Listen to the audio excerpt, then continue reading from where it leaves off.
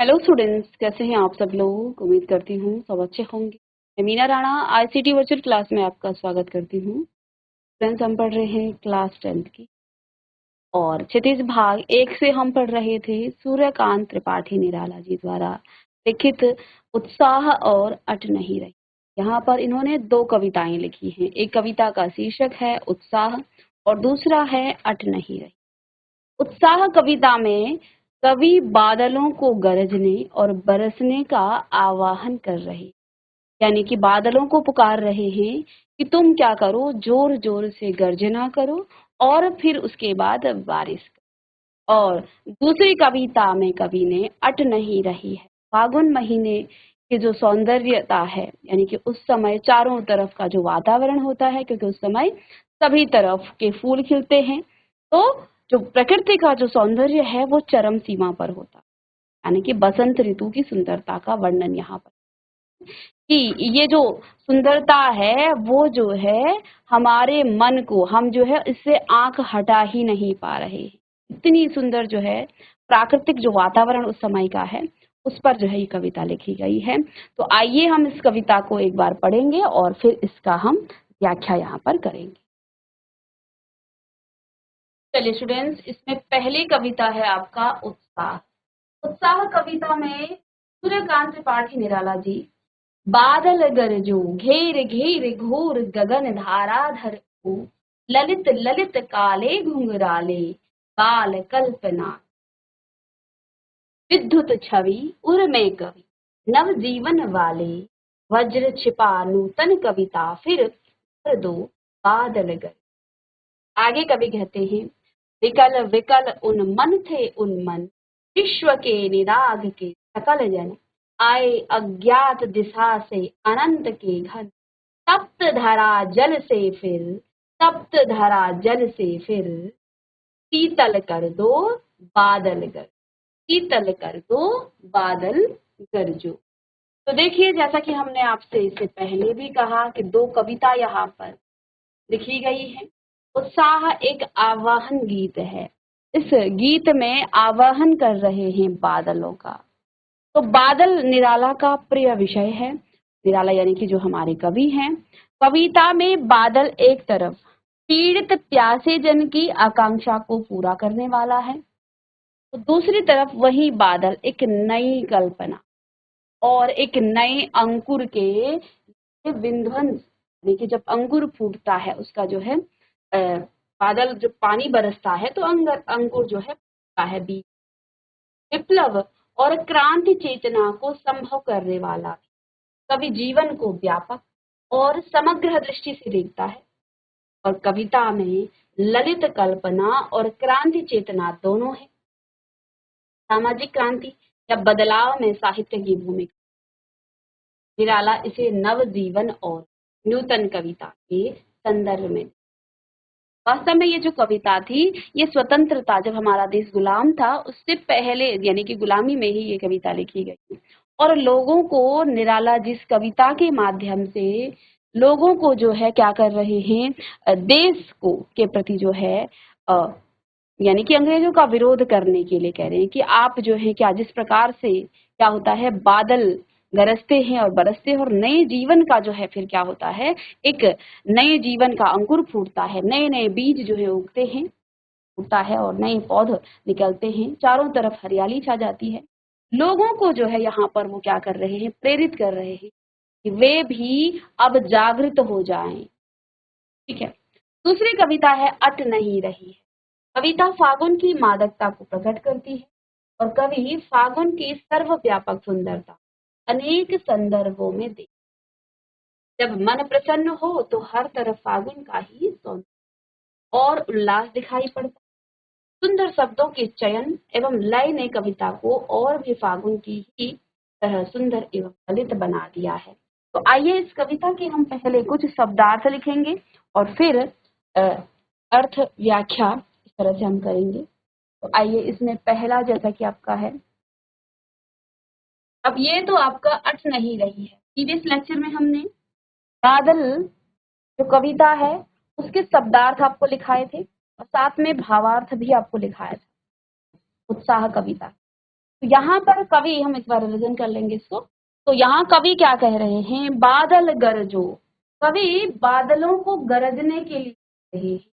फिर कहते हैं घेर घेर घोर गगन धाराधर ओ, कवि बादलों का आवाहन करते हैं कि हे बादलों तुम खूब गरजो और इस आसमान को क्या कर दो, क्या करो, पूरी तरह से क्या करो, घेर लो। गगन, घोर गगन, घोर यानी कि बिल्कुल जो है काले होकर के आसमान में तुम क्या हो जाओ, आ जाओ। धाराधर कहा जाता है बादल, धाराधर किसे कहते हैं, बादल को। तो बादल गरजो, पहले आप लाइनें लिख लीजिएगा अगर आपने नहीं इसका अर्थ लिखा है तो इन कविता की कुछ पंक्तियां आप लिख लें पहले, यहाँ तक लिखें, बादल गरजो, या फिर आप सीधे यहाँ से लिख सकते हैं और डॉट डॉट करने के बाद नूतन कविता तक। बादल गरजो घेर घेर घोर गगन धाराधर ओ, ललित ललित काले घुंघराले बाल कल्पना के से।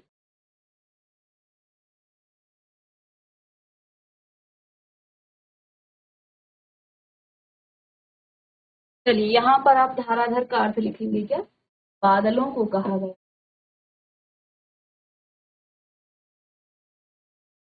बादल, ठीक है। ललित ललित काले घुंघराले बाल कल्पना के से पाले, विद्युत छवि उर में कवि नव जीवन वाले वज्र छिपा नूतन कविता। यहाँ कवि क्या कह रहे हैं कि बादलों की सुंदरता का वर्णन किया गया है कि जो बादल हैं वो कैसे हैं, ललित ललित, सुंदर सुंदर, काले और घुंघराले, गोल छल्ले जैसे। आपने देखा होगा ना काले घुंघराले, तो वो बादल कैसे दिखते हैं, आसमान में ऐसे दिखते हैं ना आपको, कुछ इस तरह से आपको बादल दिखते हैं। तो ललित ललित सुंदर सुंदर काले घुंघराले बाल कल्पना के से पारे, जिस प्रकार से बच्चों की कल्पनाएं होती हैं, बच्चों की कल्पनाएं हर वक्त बदलती है। तो आपने आसमान में देखा होगा अभी काले बादल होंगे, कहीं फिर जो है छटे हुए बादल दिखेंगे, कहीं आपको घोर बादल दिखेंगे।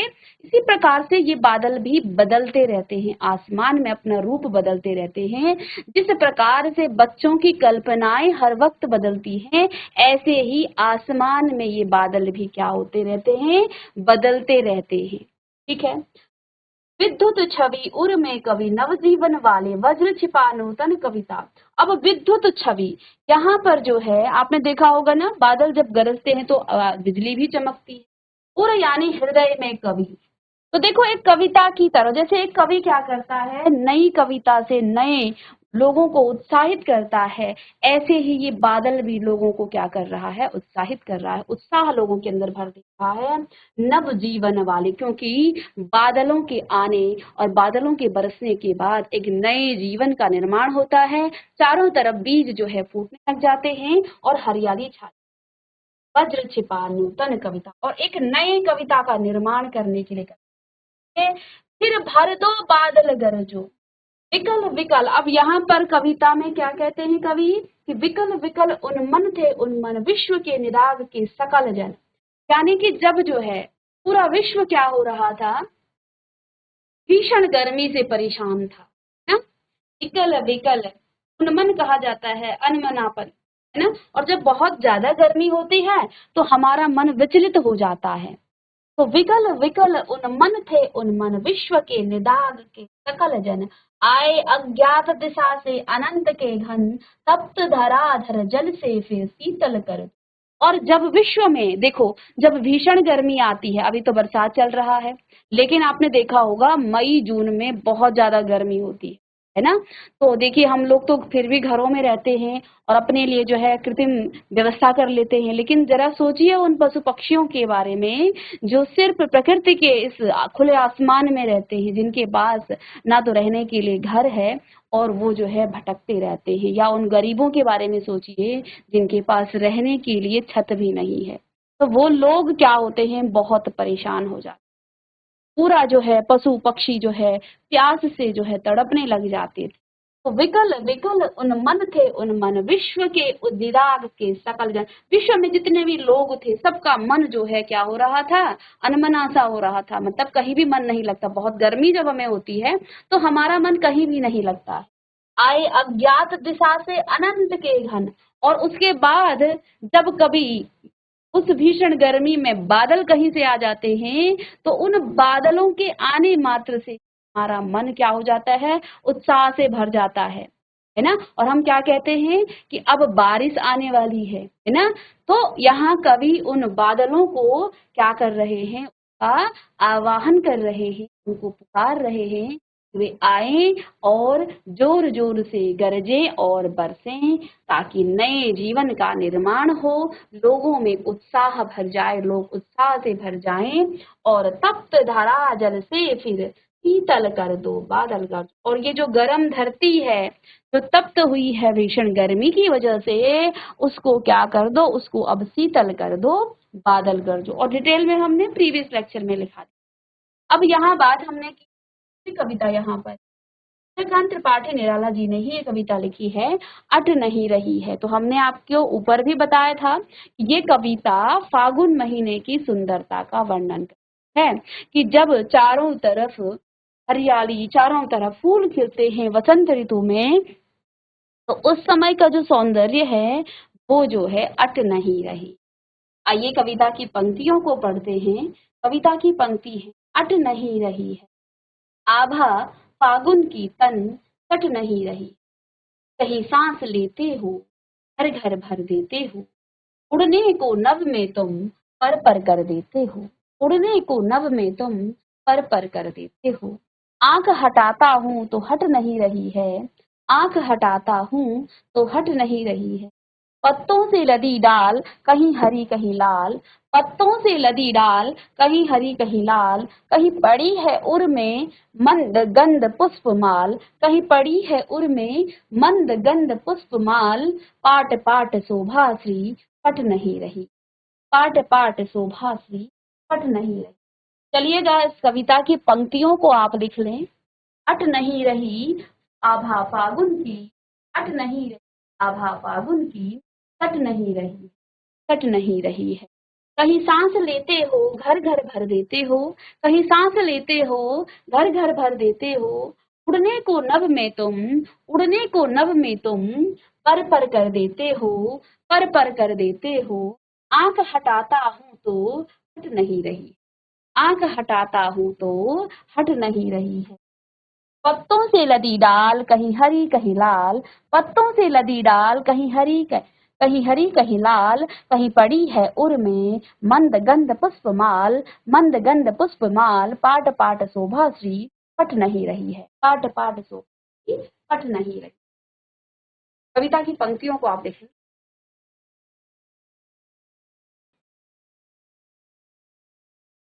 तो देखिए कुछ पंक्तियां लिखेंगे, जैसे अट नहीं रही आभा फागुन की, सट नहीं रही है। अब यहाँ हम शब्दार्थ लिख लेंगे। देखिए पहला है अट यानी कि बाधा या रुकावट, आभा यानी कि चमक, फागुन कहते हैं जो शिशिर ऋतु का दूसरा महीना होता है, माघ के बाद का मास, तन यानी कि शरीर, सट यानी कि समाना। आभा फागुन, तो होली के वक्त जो मौसम होता है उसे फागुन कहते हैं, और उस समय प्रकृति अपने चरम सौंदर्य पर होती है और मस्ती से इठलाती है। फागुन के समय, क्योंकि उस समय न तो गर्मी होती है और न ही सर्दी लगती है, और इस समय यानी कि फागुन के समय पेड़ हरियाली से भर जाते हैं, सभी पेड़ में जो है हरियाली छा जाती है और नए रंग बिरंगे फूलों से जो है वो लद जाती हैं वो पेड़ की डालियां, और उन पर रंग बिरंगे और सुगंधित फूल उग जाते हैं। इसी कारण जब हवा चलती है तो फूलों की नशीली खुशबू उसमें घुल जाती है। इस हवा में सारे लोगों लोगों पर जो है मस्ती छा जाती है, वो काबू में नहीं कर पाते हैं और मस्ती में घूमने लगते हैं। और व्याख्या लिखेंगे आप कि प्रस्तुत पंक्तियों में कवि सूर्यकांत त्रिपाठी निराला जी ने फागुन मास में आने वाली बसंत ऋतु का वर्णन बहुत ही खूबसूरत तरीके से या खूबसूरत ढंग से किया है। कवि कहते हैं कि फागुन की आभा बहुत सुंदर, यानी कि जो सुंदरता है वो इतनी अधिक है फागुन महीने की कि उस पर से नजर हटाने का मन ही नहीं करता है ना। अर्थात कोई भी अपने आप को उसका आनंद लेने से नहीं रोक पा रहा है। फागुन की सुंदरता प्रकृति में समा नहीं पा रही है, यानी कि बसंत ऋतु में प्रकृति बहुत सुंदर लग रही है। बसंत ऋतु में प्रकृति बहुत सुंदर लग रही। कवि के अनुसार फागुन मास में प्रकृति इतनी सुंदर नजर आती है कि उस पर से नजर हटाने को मन ही नहीं करता। फागुन के महीने में प्रकृति में होने वाली बदलावों से सभी प्राणी बेहद खुश हो जाते हैं। कविता में कवि स्वयं भी बहुत ही खुश लग रहे हैं, है ना। ये इसका भाव है। चलिएगा, कवि के अनुसार फागुन मास में प्रकृति इतनी सुंदर नजर आती है, उस पर से नजर हटाने का मन ही नहीं हो रहा है। और जो कवि हैं वो भी स्वयं जो है, कवि में कविता में जो कवि हैं वो स्वयं भी बहुत खुश। आप ठीक कर लीजिएगा।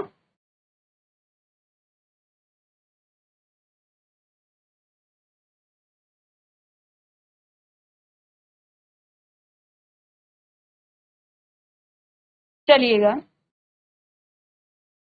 नेक्स्ट देखिए, काव्यांश दूसरा। कहीं सांस लेते हो घर घर भर देते हो, कहीं सांस लेते हो घर घर भर देते हो, उड़ने को नभ में उड़ने को नभ में तुम पर कर देते हो, उड़ने को नभ में तुम पर कर देते हो। आंख हटाता हूं तो आंख हटाता हूं तो हट नहीं रही है, आंख हटाता हूं तो हट नहीं रही। तो अब लिखेंगे नेक्स्ट, इसके शब्दांश लिखेंगे। यहीं से आप पहले दूसरा काव्यांश लिख लीजिए। काव्यांश, कहीं सांस लेते हो हर घर भर देते हो, कहीं सांस लेते हो हर घर भर देते हो, उड़ने को नभ में तुम उड़ने को नभ में तुम पर कर देते हो। आंख हटाता हूं तो आंख हटाता हूं तो हट नहीं रही। नभ का अर्थ होता है आकाश। आकाश को आप लिखेंगे सही ढंग से, आकाश, श, आकाश या आसमान। पर का अर्थ होता है पंख। अब इसमें कवि कहता है कि फागुन माह में ऐसा लगता है मानो प्रकृति एक बार फिर जो है दुल्हन की तरह सज धज कर तैयार हो गई, क्योंकि बसंत ऋतु के आगमन से सभी पेड़ पौधे नई नई कोंपलों, नए कोमल पत्तियों व रंग बिरंगे फूलों से लद जाती है। और जब भी हवा चलती है तो सारा वातावरण उन फूलों की मधुर खुशबू के महक। ठीक है, व्याख्या लिखेंगे कि उपरोक्त पंक्तियों में कवि सूर्यकांत त्रिपाठी निराला जी ने उस समय का वर्णन किया है जब बसंत ऋतु में हर ओर हरियाली और फूलों की खुशबू फैल जाती है। खुशबू को आप ठीक कर लेंगे। और उस समय कवि को ऐसा लगता है मानो जैसे फागुन जो है खुद माँ सांस ले रहा हो, है ना, और सुगंधित वातावरण से हर घर को महका। आगे कवि कहते हैं इसी में कि मुझे ऐसा एहसास होता है जैसे तुम, यानी कि फागुन माह आसमान में उड़ने के लिए अपने पंख फड़फड़ा रहे हो, बसंत ऋतु की सुंदरता पर मोहित हैं। इसलिए वे कहते हैं कि मैं अपनी आंखें तुमसे हटाना तो चाहता हूँ, लेकिन मेरी आंखें तुम पर से हट भी नहीं रही हैं। कवि कहता है कि मेरी आंखें तुम पर से हट भी। अब मैं इसको नेक्स्ट क्लास में लिखाऊंगी, अभी हमने सिर्फ पढ़ा है। नेक्स्ट क्लास में हम इस काव्यांश का भावार्थ, शब्दार्थ फिर से लिखेंगे। तो मिलते हैं नेक्स्ट लेक्चर में के लिए।